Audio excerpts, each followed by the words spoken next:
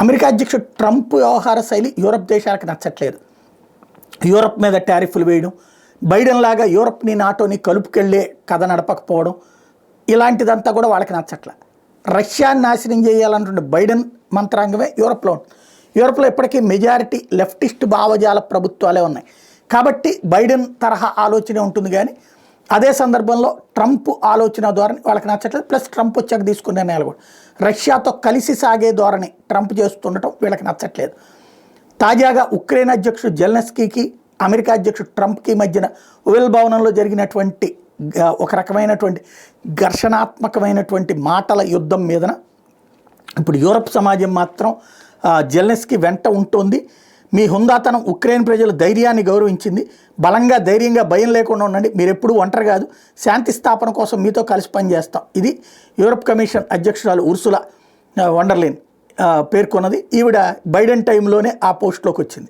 గర్విష్టి Russia, బాధితురాలు Ukraine. 3 ఏళ్ల కిందట రష్యాపై ఆంక్షలు విధించాం, వాటిని కొనసాగిస్తాం. ఇప్పటిదాకా సహకరించిన వాళ్ళందరూ కృతజ్ఞతలు. మొదటి నుంచి పోరాడుతున్న వాళ్ళని మేము గౌరవిస్తాం. ఎందుకంటే వాళ్ళు తమ గౌరవం కోసం, స్వతంత్రం కోసం, పిల్లల కోసం, ఐరోపా భద్రత కోసం పోరాడుతున్నారంటూ ఫ్రాన్స్ అధ్యక్షుడు ఇమాన్యుయల్ మ్యాక్రాన్ స్పష్టం చేశారు. యూరప్లో ఈయన నాయకత్వంలో యూరప్ మొత్తాన్ని తేవాలనుకుంటున్నాడు. ఫ్రాన్స్ అంతా ఎప్పుడో నాశనం అయిపోయింది. ఫ్రాన్స్లోని ప్రజలే తిరుగుబాటు చేస్తున్నారు.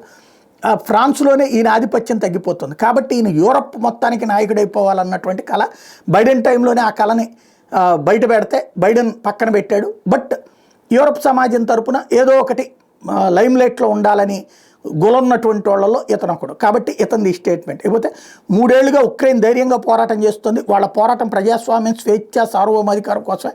కెనడా ఎప్పటికీ ఉక్రెయిన్కి అండగా నిలుస్తుంది. ఇది జస్టిన్ ట్రూడో చెప్పుకొచ్చింది. వాడిని మొన్న ఏ విధంగా ఆడుకున్నాడు ట్రంప్ అన్న తెలిసింది. కెనడా మీద ఆంక్షలు కాబట్టి ఈయన వెళ్ళి ఆయన్ని సమర్థిస్తాడు. ఓవెల్ కార్యాలయంలో వివాదం నేపథ్యంలో ట్రంప్ జెలెన్స్కీలతో బ్రిటన్ ప్రధాని కీర్ స్టార్మర్ మాట్లాడారు.